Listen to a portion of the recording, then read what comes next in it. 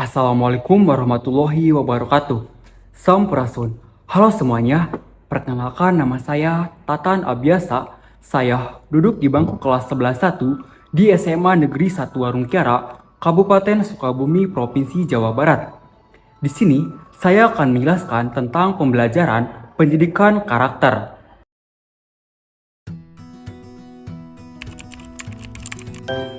Mengenal etika. Etika adalah kita yang berpandangan mencari baik buruknya seseorang. Etika sama seperti filsafat yang menjelaskan rasio atau nalar dan bisa disebut juga pemikiran. Etika juga bukan aturan-aturan yang tertulis maupun lisan tentang bagaimana manusia hidup dan bertindak. Apa manfaat etika? Membantu mendapatkan argumentasi yang mencukupi bagi suatu pendirian ketika menghadapi beragam ajaran moral. Menyelesaikan masalah dilema moral dalam suatu masyarakat dengan suatu pemikiran yang kritis dan sistematis. Menggunakan nalar atau rasio sebagai argumentasi sehingga menghindarkan diri dari perasaan subjektif yang dapat merugikan banyak orang. Ada 3 jenis etika. Yang pertama, konsekuensialisme. Yang kedua, deontologi. Yang ketiga, etika kebajikan. Konsekuensialisme yaitu tolak ukur baik, buruk seseorang. Kalau konsekuensi memberikan kebahagiaan, keuntungan, maka tindakan yang akan keluar juga baik. Sebaliknya, kebahagiaan sedikit, keuntungan sedikit, maka tindakan yang akan keluar buruk. Selanjutnya, deontologi. Deontologi yaitu bukan baik atau buruk, tetapi hukum moral. Jadi, baik buruknya yaitu tidak tergantung pada apapun, tidak tergantung pada konsekuensinya, dan objektif. Baik ya baik, buruk ya buruk. Selanjutnya, etika kebajikan. Aristoteles percaya bahwa baik dan buruk itu bukan soal tindakannya, tapi soal orangnya. Kalau orangnya baik, maka tindakan yang akan keluar juga akan baik. Kalau orangnya buruk, maka tindakannya akan keluar juga akan buruk. Yang mengatakan baik buruknya seseorang adalah ajaran moral, bukan etika. Apa itu moral?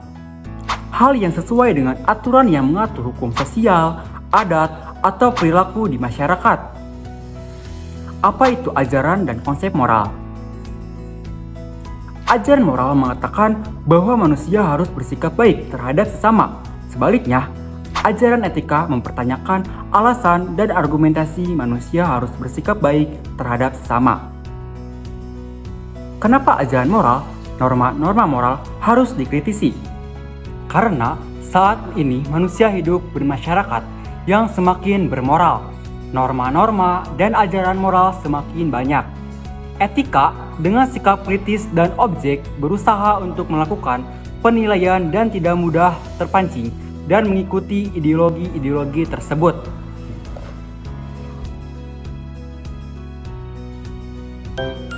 Mengenal adab. Adab memiliki sebuah arti kesopanan, keramahan, dan kehalusan budi pekerti. Adab erat kaitannya dengan akhlak atau perilaku terpuji. Ahli bahasa juga kebanyakan menyebutkan bahwa adab merupakan kepandaian dan ketepatan dalam mengurus segala sesuatu. Adab sangat penting dalam kehidupan manusia. Adab tentu perlu diajarkan sedari kecil. Anak-anak yang sudah diberi bekal pelajaran mengenai adab akan tumbuh menjadi pribadi lebih baik dari teman-teman sebayanya. Mengenal kesopanan. Kesopanan adalah aspek penting dalam interaksi sosial yang mempengaruhi bagaimana kita berperilaku, berbicara, dan berinteraksi dengan orang lain dalam berbagai situasi. Contoh kesopanan. Yang pertama, salam sapa. Yang kedua, tidak main HP saat belajar. Yang ketiga, menghormati privasi. Yang terakhir, menyampaikan terima kasih. Mengenal pergaulan. Di era globalisasi ini, kita harus pandai-pandai dalam bergaul.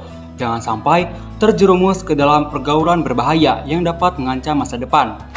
Pergaulan tidak melulu soal bermain-main, tetapi juga menjadi suatu komunitas yang bertekad untuk mencapai tujuan bersama. Cara menghindari pergaulan yang berbahaya. meningkatkan ibadah dan menaati peraturan dari agama masing-masing. Yang kedua, memperbanyak aktivitas yang positif.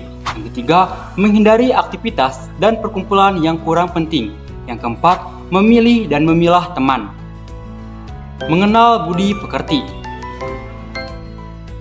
Budi pekerti menjadi istilah yang sudah kita dengar sejak kecil. Umumnya, istilah ini merujuk pada nilai-nilai terhadap perilaku yang baik dan buruk. Dalam lingkungan sekolah, juga muncul istilah pendidikan budi pekerti.